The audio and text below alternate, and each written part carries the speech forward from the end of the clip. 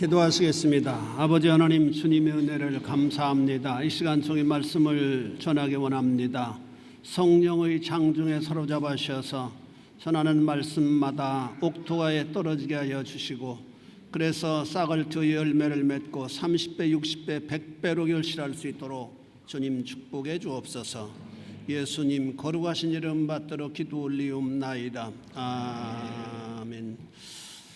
우리 말씀을 듣기 전에 전후좌우에 있는 분들과 우리 인사를 나누도록 하겠습니다. 은혜 받읍시다. 이렇게 한번.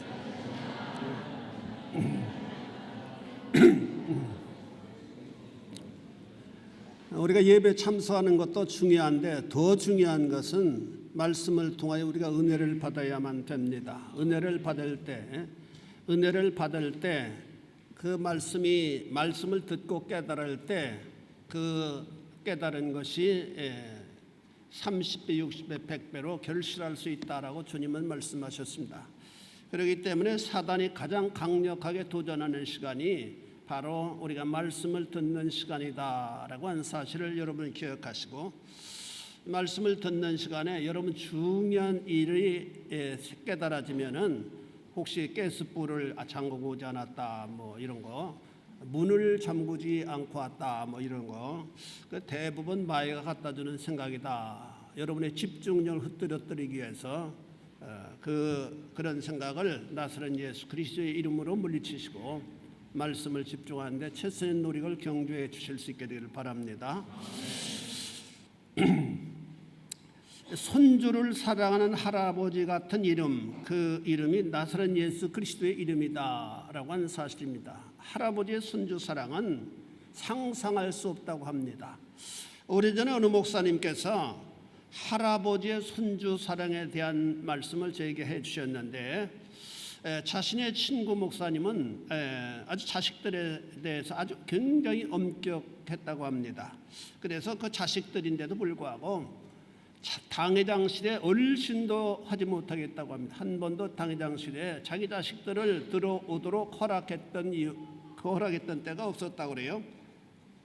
그래서 이 자식들은 그런 아버지가 얼마나 두려웠겠어요. 두렵고 어려워서 어린 시절 제대로 마음을 터놓고 아버지를 가까이 할 수 없었다라고 합니다. 그런데 그 자식들이 성장해서 결혼을 하고 자식을 낳았는데, 놀랍게도 그 아버지가 손주들에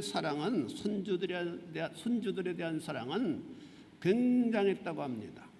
손주는 자식들이 한 번도 들어갈 수 없었던 당회장실을 무시로 들어간다고 합니다. 무시로 문을 열고 들어가고, 그뿐만 아니라 당회장실에 들어가서는 목사님이 그렇게 애독하시는 그 목사님의 성경책은 어떤 분들은 30년, 40년을 한 성경책 가지고 보시는 분들도 있어요. 계속 거기다 언더라인하고 줄을 치고 또 말씀을 보면서 깨달아지는 부분들을 메모하고, 그래서 그냥 새카만 그런 성경을 갑옷처럼 가지고 보시는 분들도 있습니다. 그래서 그분도 아마 성경책을 굉장히 중요하게 여기고 온갖 메모를 다 하고 그런 성경책인데, 들어와서는 그 손주가 성경책을 가지고 논다고 그래요.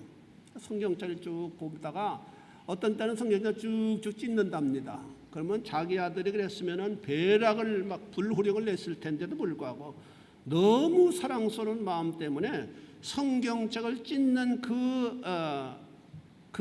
그 모습도 너무너무 사랑스러워서 제재하지 아니하고 찢는 모습을 물끄러미 바라보고 있다고 그런 얘기하는 것을 들어보았습니다. 자기가 그렇게도 애독하는 그런 성경책이 찢겨나가는데도 불구하고 그 아픈 마음보다는 성경책을 찢는 그 손주의 제스처가 너무 사랑스러워서 제지하지 않는다. 저는 아직 손주가 없기 때문에 상상이 가지 않습니다마는 그처럼 아주 손주에 대한 사랑이 할아버지에게는 대단하다고 합니다. 제 친구, 제 신학교 동창 목사인데 밀라노 유럽 선교교회를 담임하고 있는 목사가 있어요. 박상현 목사가. 제가 여기 온 다음에 밀라노 교회 담임 목사로 초청을 했는데, 그 목사님과 저와는 똑같이 아들, 거기는 남매가 있고 저는 아들만 둘이 있는데 동갑들입니다. 다 같은 애 애를 낳는 것 같아요. 그래서 그 둘째가 가라미와 동갑인데 벌써 아이가 둘이에요. 하나를 키우다 보니까 뭐 항상 전화하면 아이를 데리고 있다고 그래요. 저는 뭐 상상이 잘 안 갑니다만은, 그러면서 너무 그 아이가 사랑스러워서 하나 더 나라고 우리가 100% 우리가 책임지고 키워주겠다 강권해서 하나를 얼마 전에 더 낳았는데 너무 애가 귀엽고 사랑스럽다고 그러면서 저보고 그래요. 당신도 아이를 낳으면은 손주를 보면은 굉장히 생각이 달라질 거라고. 그래서 이런 얘기를 들으면서 번개처럼 일어난 생각이, 주님의 사랑은 할아버지의 손주 사랑 같구나, 이런 생각이 들더라고요. 그래서 제목을 손주를 사랑하는 할아버지 같은 이름이란 이름으로, 이런 제목으로 잡아보았습니다. 손주를 사랑하는 할아버지 같은 이름, 나사렛 예수 그리스도. 그 이름은 하나님께서 우리와의 관계를 끊을 수 없는 관계로 맺어주신 하나님이시다라고 하는 사실입니다. 우리가 뭐 잘나서 잘생겼기 때문에 하나님께서 우리를 어떤 조건이 있기 때문에 자녀를 삼아주신 것이 아니라 무조건적으로 나와 여러분들 하나님의 자녀를 삼으셨다라고 하는 사실을 여러분 믿으실 수 있게 되기를 바랍니다. 얼마 전에 우리나라 입양아가 불란서에서 장관이 된 사연을 방해한 것을 보았습니다. 그 아이는 거리에 버려진 아이였다고 합니다. 낳은 엄마가 키울 수 없어서 버림받은, 어떤 의미에서는 불우한 환경 속에 태어난 아이였다라고 하는 사실입니다. 그래서 그 아이를 거두어서 홀트 아동복지회로 보내졌고 거기서 입양을 원하는 불란서 가정으로 보내졌다, 그렇게 스토리를 말하는 것을 들었습니다. 그런데 그 아버지는 아마 중상 정도, 중상류 이상 정도 되는 그런 가정이었던 것 같아요. 아버지는 원자력 연구원이었다고 합니다. 그러니까 상당히 하이 클래스였던 것 같아요. 그 부인은, 다시 말해서 어머니는 그 아이를 입양하고 다른 아이들이 있음에도 불구하고 입양하고 그 아이를 케어하기 위해서 직장을 그만두었다, 그렇게 보도가 되고 있더라고요. 그녀는 좋은 부모님 밑에서 많은 사랑을 받으면서 자랐다고 합니다. 그리고 본인도 아주 머리가 뛰어나고 성실해서 불란서의 최고의 리더들이 졸업한 학교를 우수한 성적으로 졸업했고 정치에 뛰어들게 되었다라고 말합니다. 그녀는 부모님의 큰 사랑 속에서 마음껏 자부심을 가지고 좋은 교육을 받을 수 있었다라고 말하는 것을 들어보았습니다.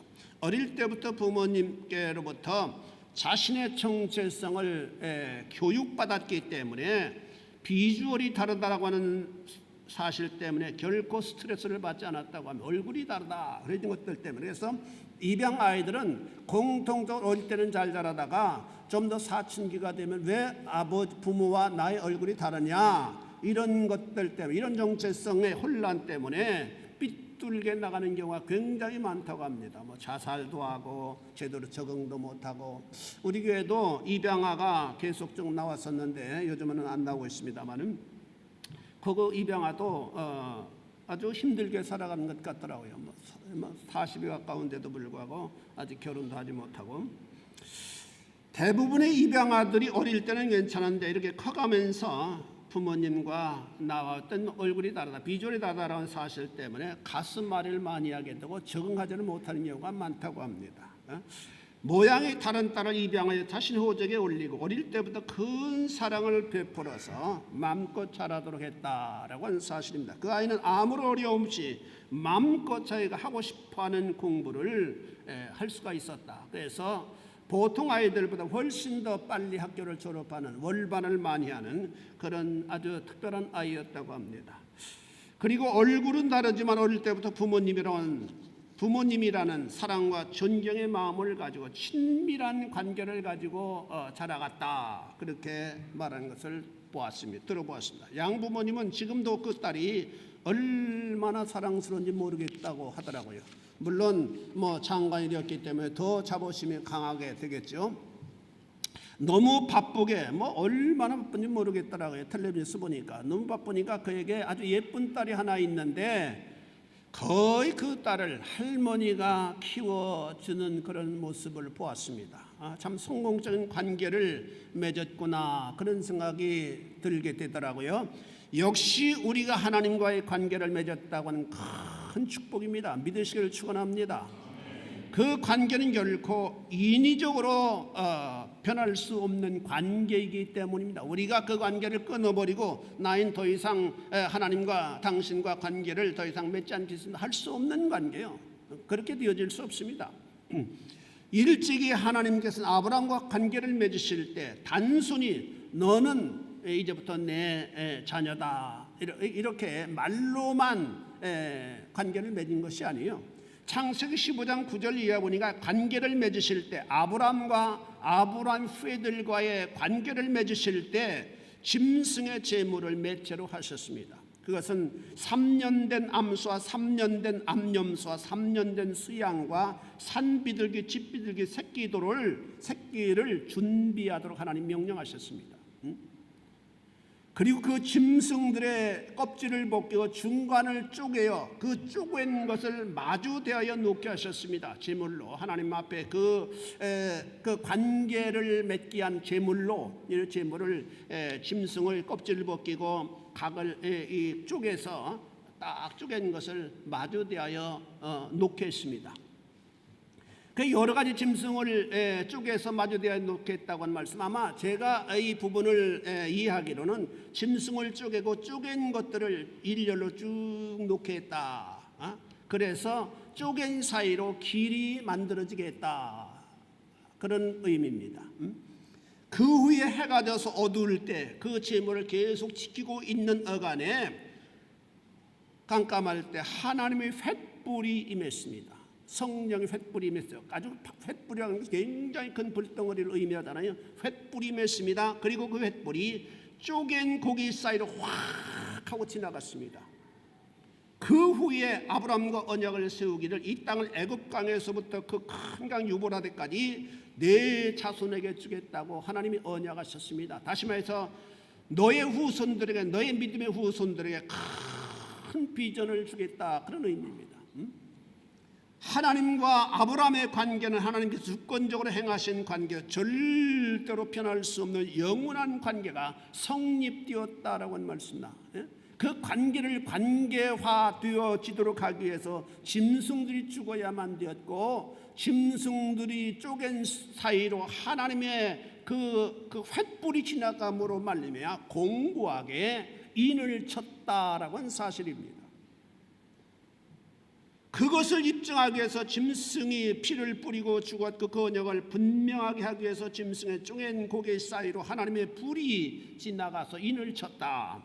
이런 시청각적인 사건은 만일 내가 나와의 언약을 파괴한다면은 쪼갠 고기 사이로 불이 지나가 재물을 태워버리는 것처럼 너를 쪼개고 그 쪼갠 사이로 심판의 불이 지나게 할 것이다라고 하는 엄밀로운 언약입니다. 하나님과 아브라함이 맺은 언약은 아브라함 편에서는 물론 하나님 편에서도 결코 파기할 수 없는 엄숙한 언약입니다. 이 언약은 장차 오실 메시아 되신 예수 그리스도께서 우리를 위해 십자가에 피 흘려 죽으심으로 온전케 하셨다라고 하는 사실입니다. 고로 하나님의 부르심을 입은 성도는 어떤 상황 가운데에서도 하나님을 신뢰하는 삶을 추구해야만 된다라고 하는 말씀입니다. 나를 부르시고 구원하시기 위하여 사랑하시는 독자 예수 그리스도를 세상에 보내사 나를 위하여 십자가에 죽게 하신 하나님, 그 하나님께서 나를 도우시고 인도하여 주신다고 하는 확신을 우리가 붙잡고 세상을 살아가는 자들이 되어져야만 됩니다. 여러분이 세상에서 인기가 많아졌다고 잘 된다고 돈을 많이 벌었다고 해서 이 언약을 파기할 수 없게 되어진다는 말씀입니다. 그러면 안 돼요. 어떤 경우에서든지 하나님과 나와의 맺어진 언약, 이것은 영원까지 연결되는 굉장히 놀라운 언약입니다. 이 지상생활에서만 효력 있는 언약이 아니라 영원히 계속되는 생명의 언약입니다. 믿으시길 축원합니다. 그래서 어떤 상황을 여러분 만나든지 간에 이 언약을 우선순위에 두고 언약을 중요시하고 살아가는 자들이 되어져야만 된다라고 하는 사실입니다. 그런데도 출애굽한 이스라엘 백성들은 짐승을 쪼개고 그 쪼갠 사이로 불로 지나가는 상황을 만들어서까지 언약하신 하나님의 백성된 언약을 믿지를 못했습니다. 그래서 기회만이신 불신앙을 따랐고 원망과 불평과 염려를 머리가 터지도록 했습니다. 이런 행위는 하나님과의 관계를 불신한 행위요 하나님을 능력 있는 분으로 믿지 못하는 행위가 됩니다.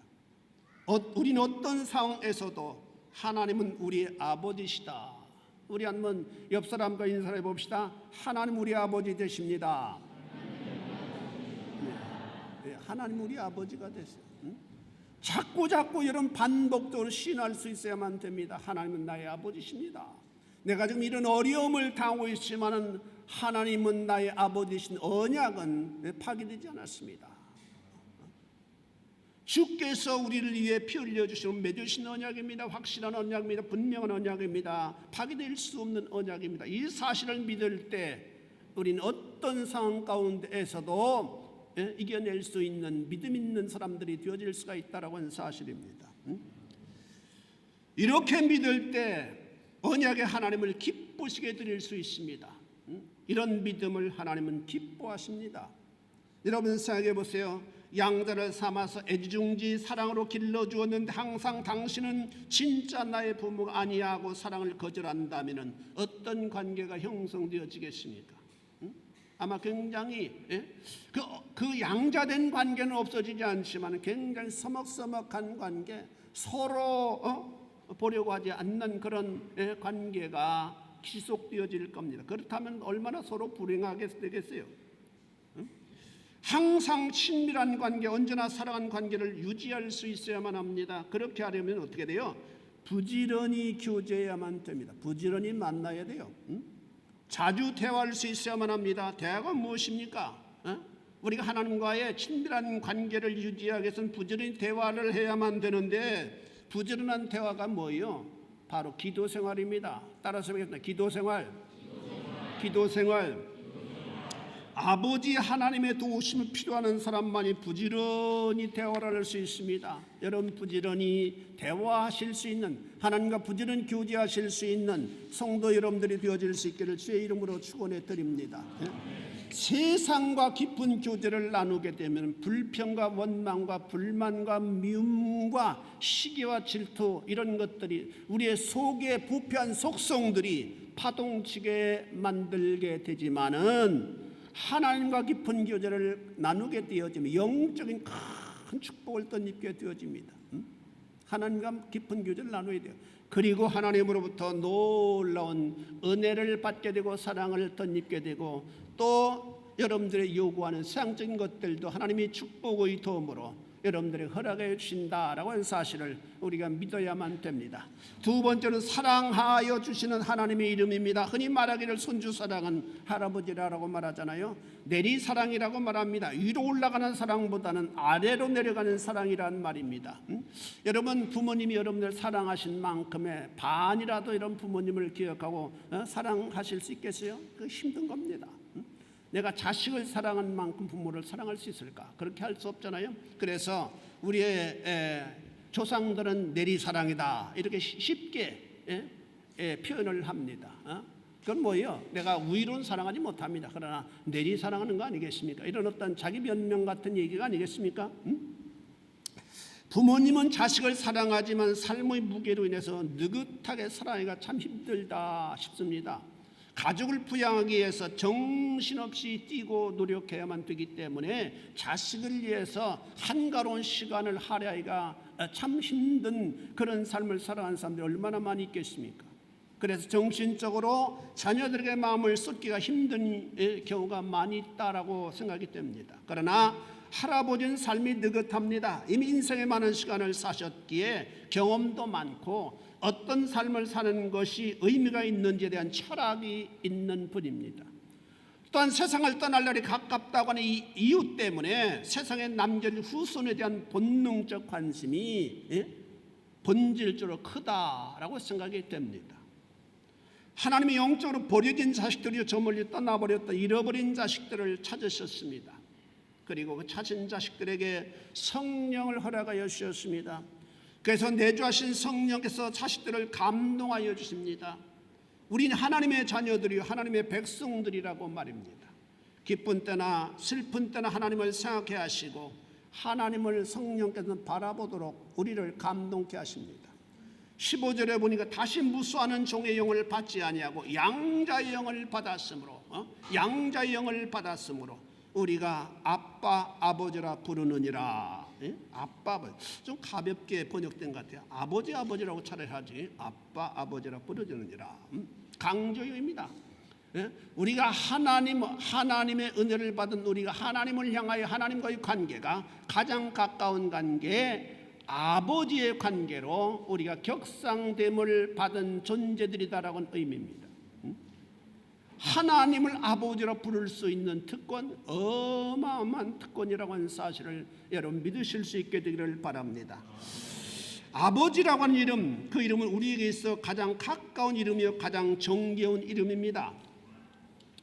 우리는 어쩐지 아버지라는 이름이 조금은 두렵게 여겨지고 조금은 거리감을 느끼게도 됩니다. 그래서 어머니보다는 아버지가 좀 더 거리가 있잖아요. 대부분 그러리라고 생각이 됩니다. 어머니는 언제나 다가갈 수 있는 그런 이름이지만은 아버지라고 하는 이름은 조금 좀 두려운 마음이 있는 그런 이름으로 우리가 각인이 되어 있습니다. 그래서 그 간극을 메워보려고 어머니 상으로 마리아를 신성시하여 그 이름으로 기도하도록 가톨릭에서는 시도했습니다마는 이것은 비성경적인 비진리적인 사건입니다. 여러분, 성도의 가장 가까운 분이시요 우리를 사랑하실 때 아들을 희생제물로 드리기까지 사랑하신 분이 바로 우리 아버지 하나님이십니다. 믿으시길 축원합니다. 우리는 이 사실을 믿고 또 믿어야만 됩니다. 요즘 우리나라에 왕따에 대한 그런 문제가 심각하다고 얼마나 많이 뉴스화하고 있습니까? 왕따가 없는 데가, 그 왕따는 일본에서부터, 일본이 모든 나쁜 것의 출발지요 근원지 같아요. 일본에서 뭐 일어났다면 금방 우리나라 몇 달 후에 우리나라가 상륙하고, 또 우리나라에 상륙한 것이 중국으로 가고, 중국에서 확 세계를 돌아서 지금 미국도 왕따 때문에 아마 골치 아픈 일들이 학교에서 많이 일어난다고 하는 뉴스를 내가 보았습니다. 근데 왕따를 당하는 사람들의 특징이 있다고 그래요. 대체로 내성적이고 싫다라고 하는 표현을 잘못하는 특성이 있다고 합니다. 친구들이 귀찮게 하면 분명하게 싫다는 표현을 하면 되는데, 그래도 하면 막 강력하게 눈을 부릅뜨면서 내 싫어 하면 될 텐데, 루아도 막 싫어 그러잖아요. 분명히 자기 표현을 하는 게 좋아요. 분명히. 그런데 그것을 못하기 때문에 그냥 망따당해도 가만히 있고 건드려 가만히 있고 그러니까 그때부터 만만하게 여기서 도가 심해진다고 합니다. 심지어는 부모님에게조차 자기가 지금 왕따당하고 사람들로부터, 친구들로부터 아주 따돌이당하고 공격을 당하는데도 불구하고 그 말을 못하고 극단적인 방법을 택하는 경우가 종종 있다고 하는 사실을 우리가 뉴스를 통해서 보게 됩니다. 아마 선생님에도 얘기하고, 아니면 안 되면 자기 경찰서도 가서 얘기하고, 부모님에도 얘기하고 그러면 될 텐데, 그냥 나 혼자, 나 하나 없어지면 되겠지 해가지고 아파트 옥상으로 올라가고, 이건 굉장히 부정적인 반응입니다. 여러분, 어떤 경우를 당한다 할지라도 이런 부정적인 방법을 여러분들이 가까이 하지 않을 수 있게 되기를 바랍니다. 우리 하나님의 자녀들이기 때문에. 이에 대해서 심리학자는 왜 이럴까? 심리학자 이런 부분에 대해서 자존감이 없기 때문이라고 해석을 합니다. 자존감. 그렇다면 우리의 자존감은 어떻게 생기는 것입니까? 그런 자존감이 없는 가정들의 특징은 교육이, 부모와 자녀와의 관계가 좋지 않은 것들이 대부분이라고 합니다. 그럼 이 자존감은 어떻게 생기는 것입니까? 나의 정체성을 분명하게 깨닫게 될 때 자존감이 생기게 됩니다. 나는 전능하시고 거룩하신 하나님인 천지 만물을 말씀으로 지으시고 통치하시는 하나님의 아들이요 딸이다라고 하는 분명한 확신을 가질 때 그것이 스스로를 강해지켜줄 수 있는 무기가 되고 자존감이 되어진다라고 하는 사실입니다. 여러분, 한번 우리 연습 한번 해봅시다. 나는 하나님의 아들이고 나는 하나님의 딸이다. 한번 해보세요. 시작. 나는 하나님의 아들이다. 그리고 여러분 항상 반복적으로 여러분 스스로에게 주입시켜 주실 수 있게 되길 바랍니다. 이것이 자존감입니다. 내가 하나님의 아들이다, 하나님의 딸이다. 이 사실을 분명하게 확신할 때 그것이 곧 자존감입니다. 그래서 어떤 상황 가운데에서도 끌리지 않을 수 있는 자존감이 되어질 수 있고 여러분을 세워줄 수 있는 하나의 매체가 되어질 수가 있고 여러분들이 낭만과 절망할 수밖에 없는 정황에서 여러분 붙잡아 줄 수 있는 유일무이한 끈이 되어질 수 있다고 하는 사실을 믿으실 수 있게 되기를 바랍니다. 생각해 보세요. 여러분, 아버지가 현직 장관으로 계신다든지 국회의원으로 계신다면 어떤 자세로 여러분 살아갈까요? 뭐 장관이나 국회의원 뭐 별거 아니에요. 몇 년 있으면 다 그만두니까. 그런 자녀들이라면 중고등학교 들어가 가지고 뭐 왕따 당하겠어요? 그런 상이 있어도 당당하게 되어질 거라고 생각이 됩니다. 그런 아이를 무시할 수 없을 것이고 무시당할 때 가만히 있지 않을 겁니다. 아주 당당할 겁니다. 하물며 우리의 아버지는 살아계신 하나님입니다. 전능하신 하나님이시오 만물을 다스리시는 어마어마한 능력이 있는 하나님입니다. 이런 하나님이 우리의 아버지가 되신다니 얼마나 놀라운 일입니까? 더더구나 이런 하나님께서 우리를 양자로 삼으셨고 그 양자의 권리는 절대로 파기될 수 없는 영원한 권리임을 우리들에게 알도록 하기 위해서 하나님의 생명책에 양자된 자들의 이름을 분명히 기록해 놓았다고 말씀합니다. 그 양자 이름이 기록되어진 자들은 반드시 이 땅에서 구원받을 뿐만 아니라 주님과 더불어 영생 복락을 누리게 하는 특권을 허락해 주셨다고 말씀합니다. 그렇다면 우리는 엄청나게 위대한 존재입니다. 이런 권리가 있는 우리들임을 생각할 때 얼마나 그 개인은 자신감이 팽배하게 되겠습니까? 그렇습니다. 우리는 자부심을 가지고 살아가야만 됩니다. 혹 일이 안 되고 또 실패하고 또 뭐 콩쿠르에 혹 뭐 떨어졌다 할지라도 그거 때문에 지구를 짊어진 자의 고민하는 것처럼 그렇게 고민할 필요 없어요. 다 함께 하나님 주시겠지. 그렇게 우리는 믿어야만 됩니다. 그리고 무엇을 하든지 간에 이 자녀된 확신을 가지고 있는 자들은 대강당하지 말고 하나님이 택하신 자녀답게 성실하게 할 수 있어야만 합니다. 성실하게. 하나님 아버지를 생각해서 말입니다. 우린 마귀의 영향을 쫓아 사는 자와는 다른 면을 볼 수 있어야만 되지 않겠습니까? 망나니로 사는 사람을 호로자식이라고 합니다. 호로자식. 호로자식이란 말은 잘못된 표현이고 그 가장 정확한 표현은 호래자식이라고 말한다고 그래요. 배운 데 없이 막대기 자라서 교양이나 버릇이 없는 사람을 낮잡아 이르는 말이라고 사전은 그렇게 정의합니다. 본래 한문으로 이 호자는 중국을 의미합니다. 중국 북방의 소수민족을 지칭한다고도 합니다. 아니면은 저 몽고족을 지칭한다 그런 설도 있습니다. 아마 그 사람들이 교육을 제대로 안 받았고 막 살기 때문에 아마 그런 어떤 속담이 유래됐는지는 모르겠습니다. 어미 애비 없이 자란 아이들은 가정교육이 없고 막 자란 자가 아니겠느냐는 추측성의 말이 욕이 되었다 그렇게 해석을 했더라고요. 그렇습니다.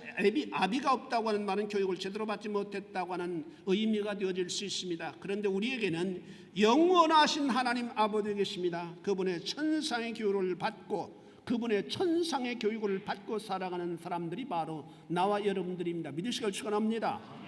우리는 하나님의 자녀답게 살기 위해서 언제나 노력하는 자들이 되어져야만 됩니다. 우리가 잘못 살으면 하나님 아버지가 욕을 먹어요. 그럴 수 있겠습니까? 호로자식이라고 하는 호래자식이라고 하는 그 욕을 먹게 해서야 되겠습니까? 세 번째는 요청을 거절하지 않는 하나님입니다. 우리 요청을 거절하지 않는 하나님. 할아버지의 사랑은 결코 손주의 요구를 거절하지 않으십니다. 그것이 조금 무리하다 해도 말입니다. 역시 하나님 아버지의 사랑은 우리의 요구를 거절하지 않으신다라고 하는 사실입니다. 민수기 14장에서 보니까 출애굽한 이스라엘 백성들이 열정탐꾼들의 불신앙적 보고를 듣고 가나안 땅의 유일한 꿈을 가지고 그 많은 고난을 견뎌왔는데 가나안 땅에 들어가 보니까 별거 아니더라. 그 땅을 우리가 차지할 수 없겠더라. 그 땅의 거민들은 아주 굉장히 키도 크고 파워가 있어서 우리는 그들에게 비하면은 메뚜기 같다. 아예 여기서 포기하고 돌아가야만 된다. 이런 잘못된 보고를 열정탐꾼들이 했습니다. 이 보고를 듣고 바로 그 산만 넘으면 가나안 땅인데 얼마나 실망과 실족을 했겠습니까? 1절에 보면 그 복을 듣고 온 회중이 소리를 높여 부르짖으며 백성이 밤새도록 통곡했다라고 말씀. 밤새도록 통곡했다. 이게 무슨 말씀입니까? 저들은 자신들의 신세를 한탄했고 하나님 원망하면서 밤이 맞도록 울고 또 울었다라고 하는 말씀. 아마 아침에 보면 저들이 눈이 보이지 않았을 거예요. 다 붙어버려가지고 눈이 퉁퉁 부어서. 자신의 택한 백성들에게 가장 큰 축복을 주시기 위해서 애굽을 떠나게 하신 하나님입니다. 조금만 참으면 하나님 약속한 그 땅에 도착할 수 있습니다. 그리고 하나님 주신 땅에서 자유롭게 숨쉬며 자유를 누리며 살아갈 수 있는데 말입니다. 그 조금을 저들은 참지를 못합니다. 조금을 믿지를 못합니다. 더 기막힌 것은 이스라엘 백성들은 차라리 애굽으로 돌아가자고 선동합니다. 이런 모습을 지켜보던 하나님은 이들에게 실망해서 이들을 일시에 다 멸망시켜버리겠다 선언하셨습니다. 내가 그들 중에 많은 이적을 이날까지 행하였지만 그들이 도무지 믿지 않았다. 그들을 다 멸하고 그들보다 크고 강한 민족을 내가 다시 세우겠다라고 선언하셨습니다. 그 말씀을 들은 모세는 하나님 앞에 엎드려 간절히 기도를 드렸습니다. 주께서 이들을 죽이시면 주의 명성을 들은 여러 나라가 말하기를 백성에게 주시기로 한 땅에 인도할 능력이 없어서 하나님이 광야에서 자기 백성을 다 죽였다 할 것이지 않습니까? 그러니 이 백성을 용서하여 주시옵소서. 그랬더니 민수기 14장 20절에 보니까 여호와께서 이르시되 내 말대로 사하노라. 하나님께서 그냥 모세의 엎드려 기도하는 그 기도에 그냥 한마디로 당신의 뜻을 접으시는 놀라운 부분을 우리 여기서 보게 됩니다. 우리 이 말씀을 통해 하나님의 놀라운 사랑을 배우게 됩니다. 우리의 부족한 요구를 거절하지 아니하신 하나님입니다. 이것이 하나님의 성품입니다. 하나님의 성품. 자기 자녀들을 손주가 할아버지에게 요구하는 것을 할아버지가 결코 거절할 수 없는 것처럼 우리가 요구하는 것을 우리 하나님께서 거절하지 못하시는 분이시다라고 하는 말씀입니다. 왜 그렇습니까? 우리를 사랑하시기 때문입니다. 우리를 사랑하시기 때문에. 이사야 본문에 보니까 내가 자식을 양육하였다라고 말씀하셨습니다. 자식은 항상 우리를 양육하신 하나님 아버지지 말아야만 됩니다. 사랑하는 성도 여러분, 이 시간 우리는 나사렛 예수 그리스도 할아버지 같은 이름입니다 라고 한 말씀으로 은혜를 받았습니다. 이것은 우리를 향하신 하나님 아버지의 성품을 설명하신 말씀입니다. 우리를 향하신 하나님 아버지, 그 아버지의 사랑을 여러분들은 항상 신뢰하며 그 아버지의 자녀답게 살아가는 복된 성도 여러분들이 되어질 수 있기를 주의 이름으로 축원해 드립니다. 기도하시겠습니다. 자비하신 아버지 하나님, 주님의 은혜를 감사합니다.